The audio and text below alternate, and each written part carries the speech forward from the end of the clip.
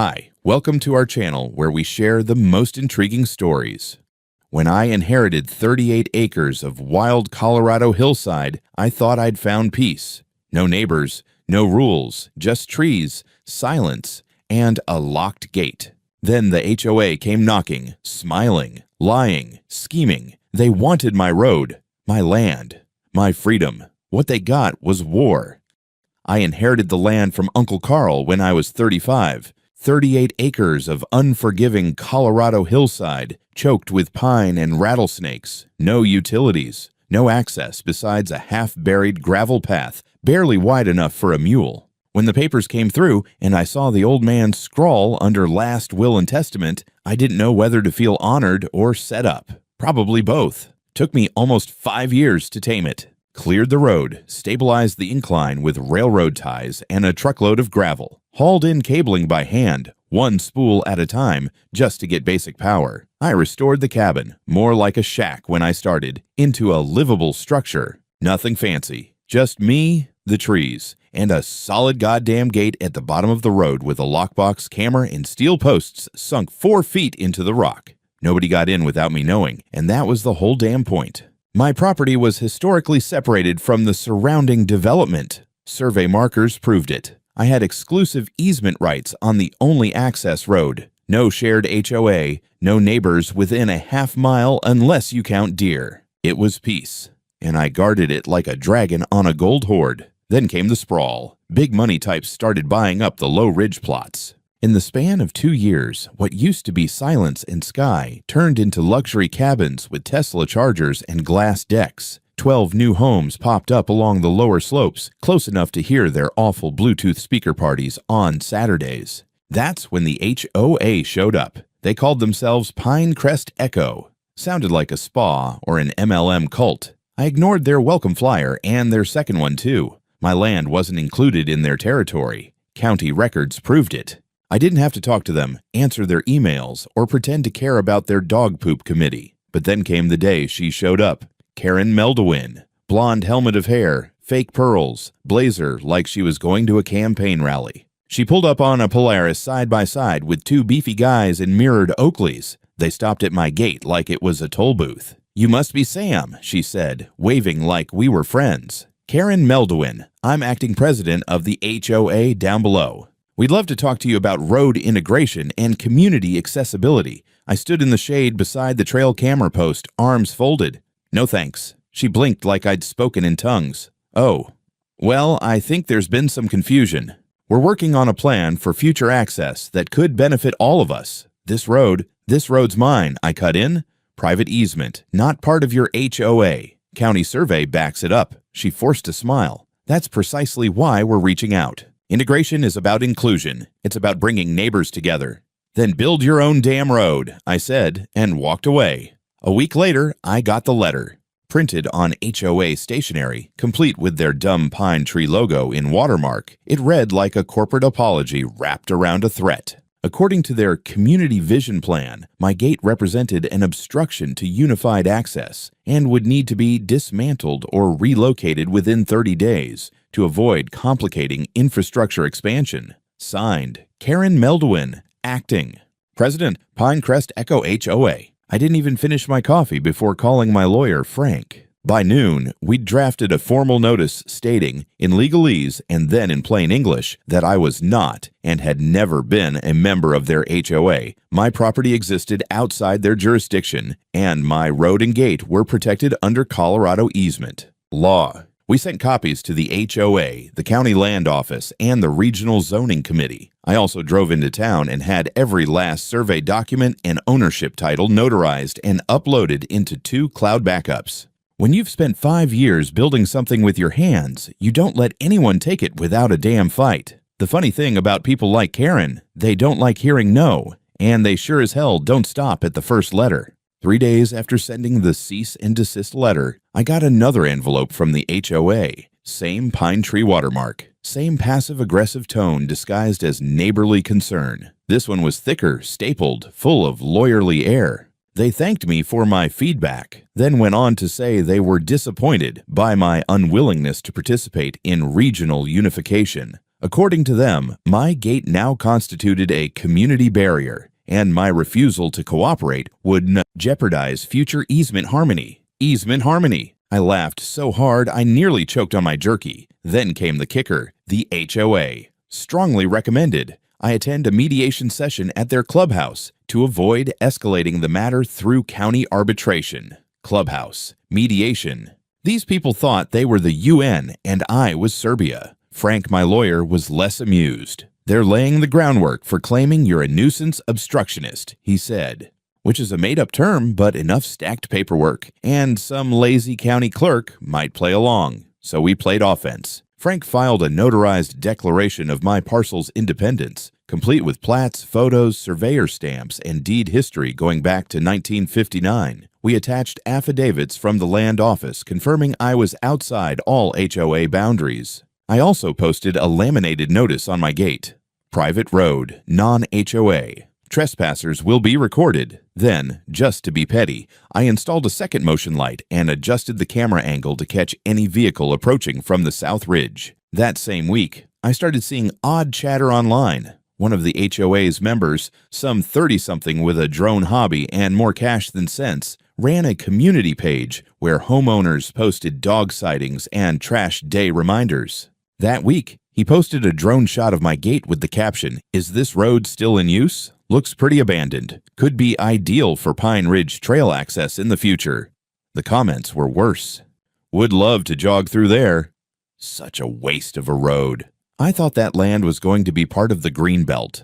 The HOA, apparently, was pushing some fantasy that my property was under review for integration into their plans for a scenic trail system. I called the county development office. They had no record of any such plan, permit, or application. Nothing on public record. Total fabrication. It got weirder. 2 days later, I received an envelope. Not from the HOA, but from some company called Western Community Consulting. Inside were mock-ups of a regional development overlay, with my land lightly shaded in green, labeled undergoing transition to semi-public access. It looked slick, like a brochure for a ski resort expansion.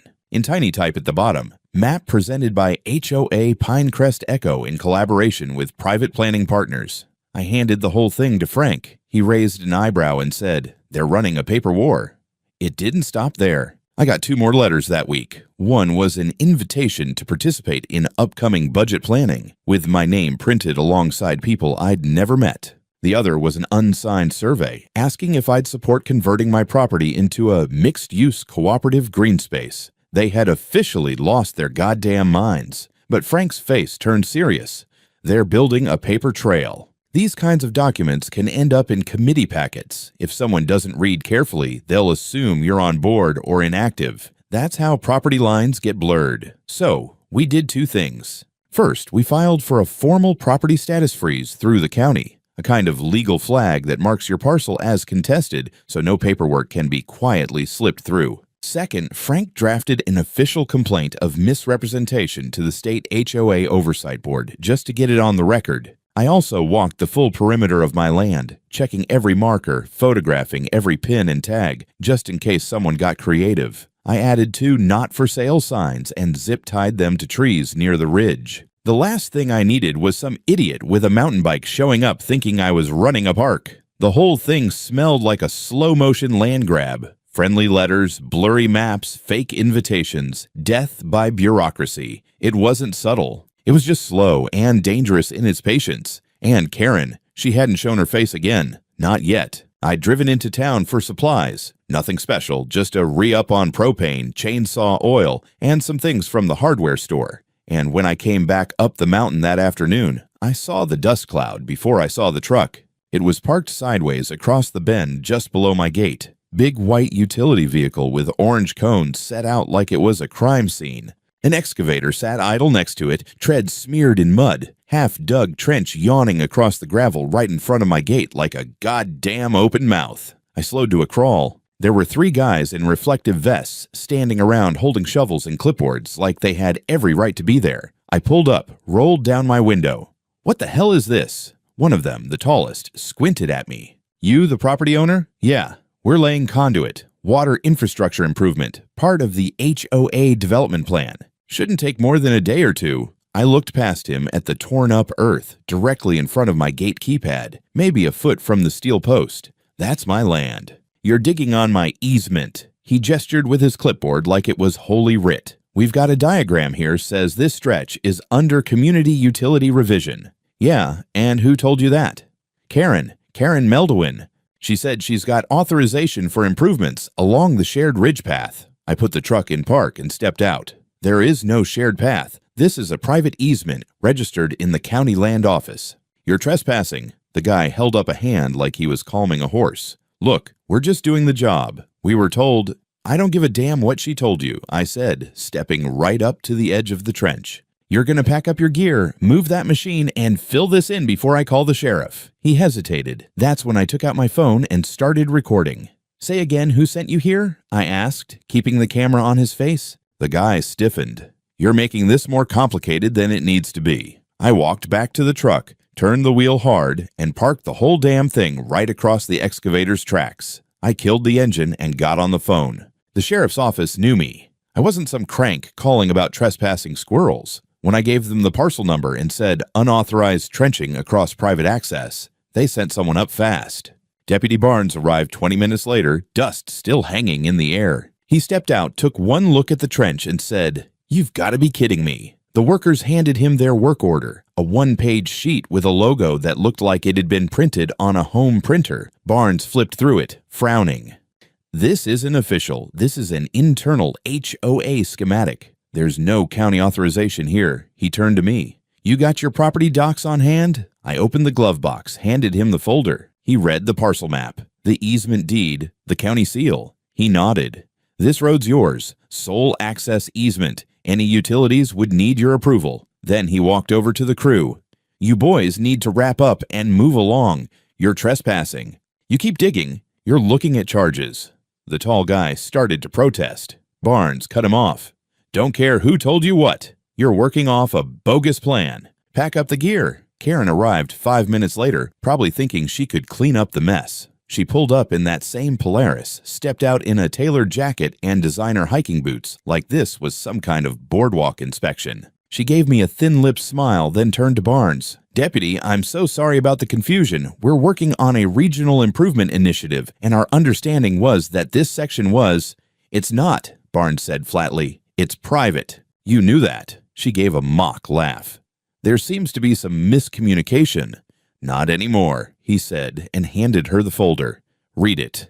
This is legally binding. This man owns the road. He's not part of your HOA. You dig here again without a permit, you're breaking the law." Karen's face twitched for half a second. Not much, but enough. She turned to me. "I hope you realize how counterproductive this is. You're blocking development that benefits everyone." I smiled. "Development isn't my problem. You trespassing is." She didn't say another word. Just got back in her little buggy and rolled off down the hill, the wheels spitting dust like smoke signals. The crew packed up and left. I stood there for a while, just watching the wind move through the pine trees, the camera blinking red as it recorded everything. Then I pulled the truck back around and started raking the trench shut myself. One thing was clear now. This wasn't going to stay civil. It was a Wednesday, mid-morning. I was down near the entrance fixing a section of fence that had taken a hit from a falling branch last storm. Nothing serious, just cracked a couple rails, but I don't like weak spots on my perimeter, so there I was, hammer in one hand, cordless drill in the other, when I heard tires crunching on gravel. I looked up and saw flashing lights. Sheriff's SUV. Not Barnes this time. 2 deputies I didn't recognize. One male, one female. The male stepped out first, hand resting near his belt, eyes scanning fast. The woman followed close, hand on her vest. Both of them looked keyed up, like they'd just rolled out on a domestic disturbance. The guy called out, "Sir, step away from the fence, please." I set the drill down slow. "Ew, what's this about?" We received a report of a man with a firearm threatening a community crew near a public access road. Now I was blinking. "You're kidding. Do you have a weapon on you?" I lifted my shirt slightly, showing my holstered Glock, open carry, fully legal in Colorado, and I had my concealed carry permit anyway. "I do. Registered. You want the license?" He nodded. I pulled my wallet and handed it over. The other deputy circled wide around me, her eyes bouncing between me and the tree line like she was waiting for a shootout. You got ID to go with this? Yeah, driver's license in the same wallet. Go ahead. They both moved with that careful, professional pace. Not hostile, but definitely expecting trouble. I kept my hands visible, calm. I wasn't about to be the guy who made the news for sneezing too fast near a pistol. After a couple minutes, they relaxed. The male deputy handed me back my paperwork. Mr. Rowland, everything checks out. Do you have surveillance on this property? 3 cameras at the gate. You want the footage? Yeah, we're gonna need it. This call came in from a woman named Karen Meldowin. Said you were brandishing a weapon and blocking access to HOA maintenance personnel. There is no one here but me and some busted fencing, I said. And Karen's maintenance crew already got themselves booted off this land once. Sheriff Barnes handled it personally. The deputy exhaled through his nose. Right. I'll log this as an unfounded 911 call, but between us, it's a dangerous stunt. You're lucky you were calm. I shrugged. I've been calm for years. She's the one who's losing it. Back at the gate, I pulled the SD card from the camera and showed them the last hour of footage. Just me, some boards, a hammer, and a squirrel that looked like it owed me money. They thanked me, took copies, and said they'd write up the report as unfounded call, false report, flagged for pattern. That phrase stuck with me. Flagged for pattern. I asked if they could do anything beyond that. They said unless it became habitual or resulted in harm, false reports were hard to prosecute, but they did suggest something else. You might want to get legal representation on standby and keep your cameras running. If it escalates further, it's going to matter who has evidence and who doesn't. It felt surreal. A week ago, I was patching holes in a water line. Now I was being treated like an armed lunatic on my own land. All because someone didn't like being told no. Before they left, the woman deputy said quietly, I read the Barnes report. You're in the clear, but I'd set up an auto-notify for your lawyer, just in case. That afternoon, I drove into town and had Frank set up a legal alert protocol. Any 911 incident flagged to my parcel would ping him directly. I also ordered a second backup camera system and an app that sent motion alerts directly to my phone with time-stamped uploads to the cloud. Karen wasn't just playing dirty. She was escalating. It started with a sound. Not loud, but sharp. Like metal on metal. I'd been drifting off on the couch in the cabin, wood stove crackling, dog asleep by the hearth. Then I heard it again. A faint clink, followed by a low whir. The kind of mechanical hum you don't usually hear unless something's moving where it shouldn't. I grabbed my flashlight and checked the time. Just past midnight. Pulled on my boots, clipped on the sidearm. Not paranoia, just habit at this point. The motion alert hit my phone before I even stepped out the door. Gate sensor, activity detected, 12:07 a.m. By the time I got down to the bottom of the road, they were already gone. But the signs were there. The panel casing on the gate was hanging slightly open, one of the bolts half loosened, the housing scratched near the edge. Somebody had tried to pop it open. Poorly. Amateurs. But it wasn't the kind of thing that happened by accident. I checked the surrounding dirt with my flashlight. Fresh boot prints. Deep 2 sets. One wider stride, one smaller. They'd come in from the tree line to the right, the direction of the HOA trail loop. I didn't touch anything. Just pulled the SD card and hiked back up, made coffee, and sat down at my desk to review the footage. What I saw made my blood go cold, then hot. 2 people, both wearing dark clothing. One male, mid-40s maybe, broad-shouldered, in a security-style windbreaker. The other was Karen Meldowin. I froze the frame and stared at it for a long time. She wasn't even disguised, just wearing a hoodie over a white blouse, hair pinned up. She had gloves on, but the guy, her muscle, wasn't even wearing a mask. He pried at the panel while she crouched next to him, holding a flashlight, clearly trying to access the wiring. They spent about 4 minutes at it before the motion light clicked on. That's when they both bolted. I saved the footage in 3 formats, uploaded it to 2 drives, and emailed a copy to Frank before sunrise. He called me at 6:30 sharp. Tell me this is AI generated and you're pranking me. It's real. He didn't even swear. Just exhaled, long and flat. That's attempted sabotage of a private security system, maybe attempted burglary, and it's conspiracy because she brought someone with her. What do? We file. This isn't civil anymore. It's criminal. By 10 that morning, we'd submitted an official complaint to the county sheriff's office, backed with the footage, location data, time-stamp logs, and a printed transcript of the video showing clear facial identification. We sent a parallel packet to the district attorney's office requesting charges for attempted unlawful entry, vandalism, and conspiracy to interfere with private infrastructure. The sheriff's office flagged it as priority review. That night, I added a third camera, hidden under the panel itself, angled up. If they came back for round 2, I'd have them from below. I didn't sleep much. It was no longer a slow creep. They were trying to breach my property with tools under cover of darkness, and with their goddamn president leading the charge. You don't do something that bold unless you think you're untouchable. But Karen had just stepped over a very clear line. And the thing about crossing lines out here is, once you do, you better be ready for the drop. The letter came certified. That was my first clue something was off. Official county envelope.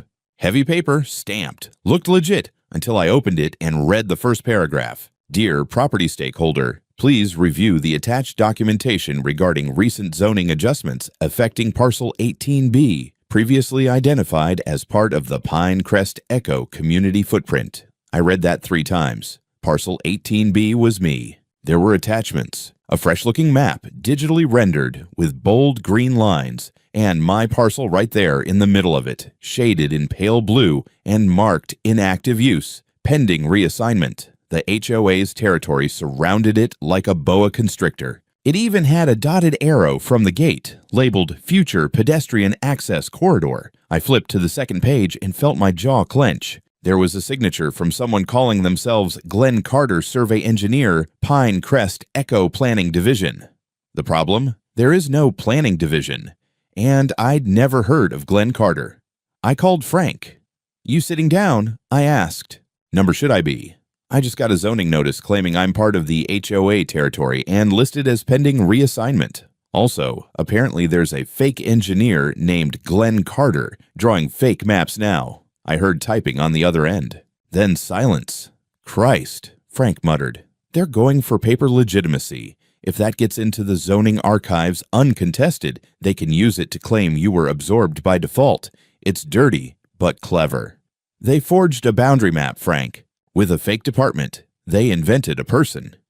Yeah, he said slowly. That's a felony. By the end of the day, we'd filed a formal challenge of zoning representation with the county. That froze any active filings on my parcel and triggered a review by the Office of Land Use Integrity. Frank also filed a separate criminal complaint alleging forgery, misrepresentation of legal boundaries, and attempted fraudulent inclusion of private property into a public registry. We included the video from the gate break-in as context. The land office called me directly the next day. A guy named Roy, Midwestern accent dry as drywall, said, "Mr. Rowland, we've reviewed your previous filings. You're not in any HOA territory. Never were. I don't know how this got into our system. Someone submitted a false map." Roy sighed. "We're going to dig into it. That name on the paperwork, Glenn Carter, doesn't appear in any of our records or the State Engineering Board. So we're dealing with ghosts now. Or fraud."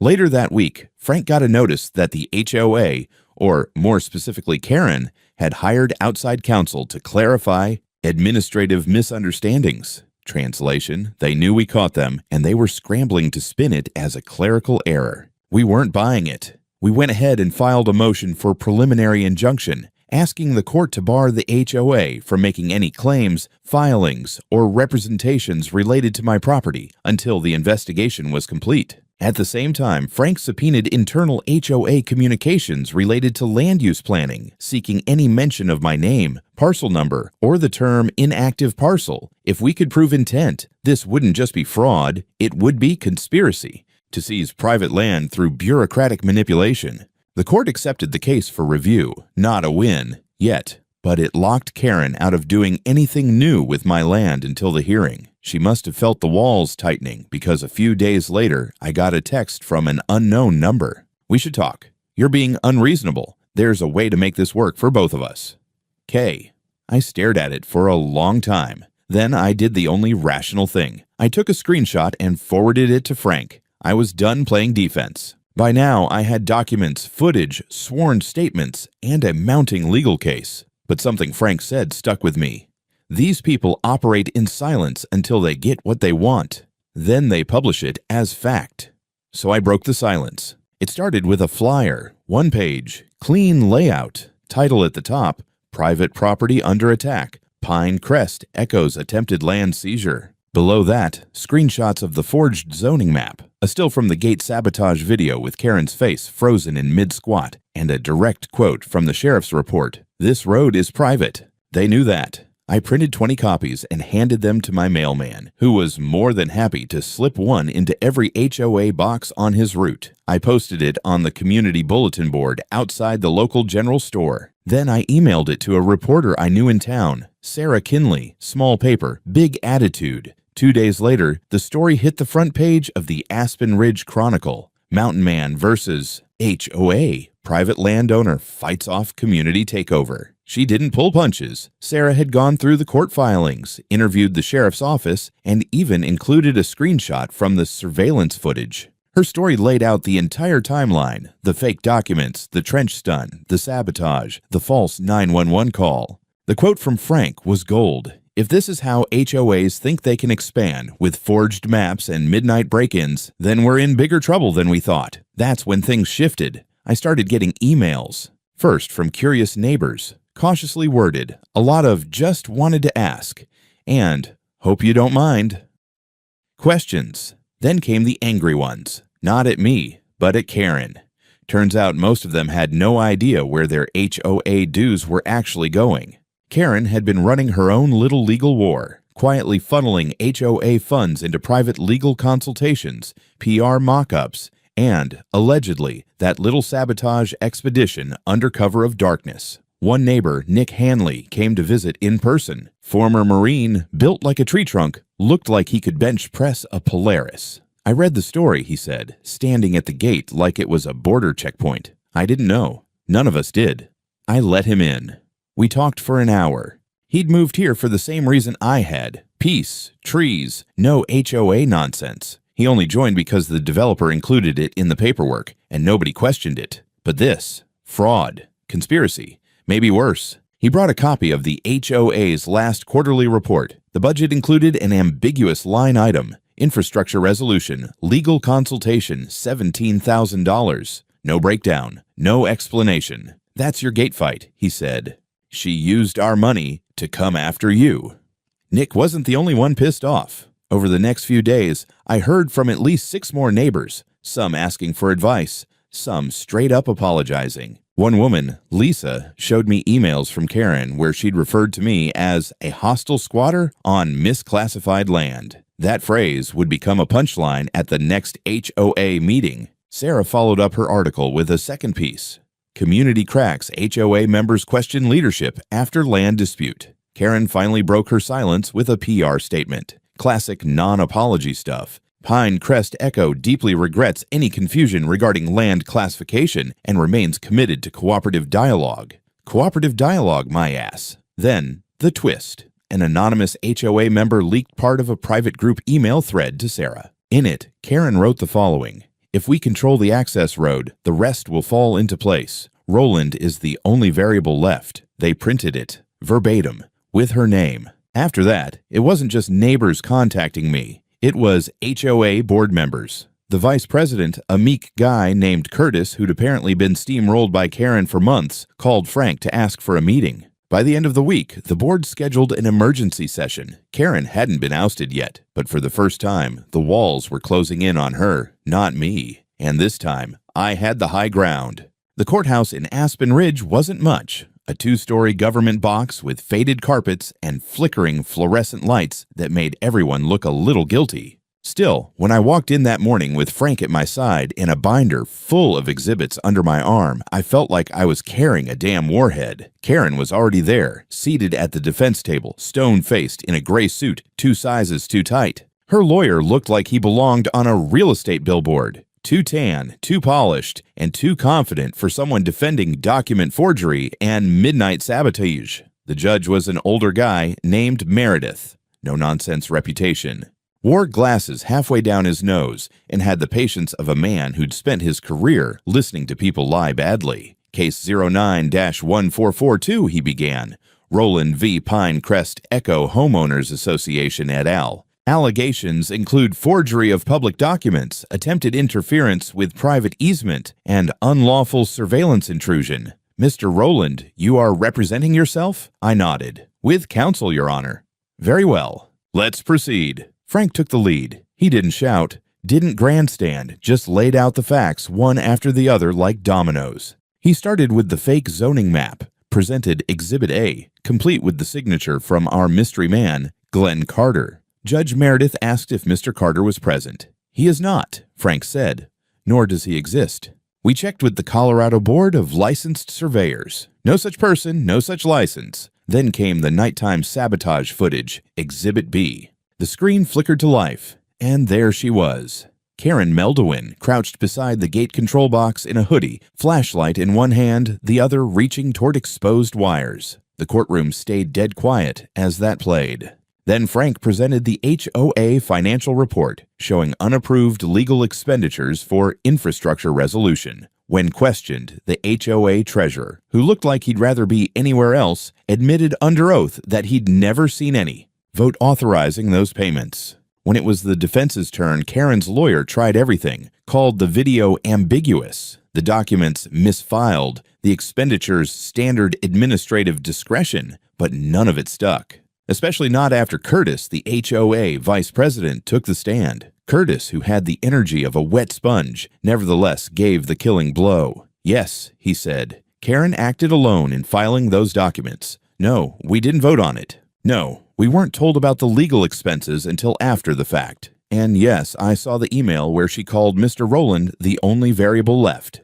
Karen didn't even look at him. She just sat there, grinding her teeth so hard I thought she'd crack a crown. After the testimony wrapped, Judge Meredith spoke in that low, deliberate tone judges use when they're about to end someone's career without raising their voice. What I've seen here is not just a misunderstanding. It's a pattern, a series of calculated actions intended to subvert property law and intimidate a private citizen. I am granting a preliminary injunction barring Pinecrest Echo from making any claim, verbal, written, or implied, about Mr. Rowland's land. Furthermore, I am referring the question of fraudulent zoning submissions to the district attorney's office for formal review. He turned to Karen. And as for you, Ms. Meldowin, I would strongly advise securing personal counsel. You may find yourself the subject of further proceedings.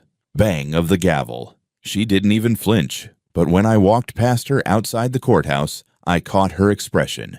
For the first time since this started, no arrogance. Just calculation, rewiring itself. Frank lit a cigarette in the parking lot and looked at me sideways. She's not done yet, he muttered, but her throne just lost a leg. He was right. Back in the neighborhood, word had spread like a wildfire. HOA members were livid. Someone had posted a scan of the court order on the neighborhood Facebook group, and the comments had turned into a full-blown mutiny. They weren't asking for Karen's resignation anymore. They were demanding it. And by the time the weekend rolled around, the board had called for an emergency vote to dissolve the leadership panel entirely. The Queen had overplayed her hand, and now the villagers had torches. They voted her out on a Sunday. HOA bylaws required a 75% majority to remove a board president. Karen got booted with 86. The emergency meeting was held in a repurposed wine tasting room at one of the more obnoxious cabins down the ridge. I didn't attend.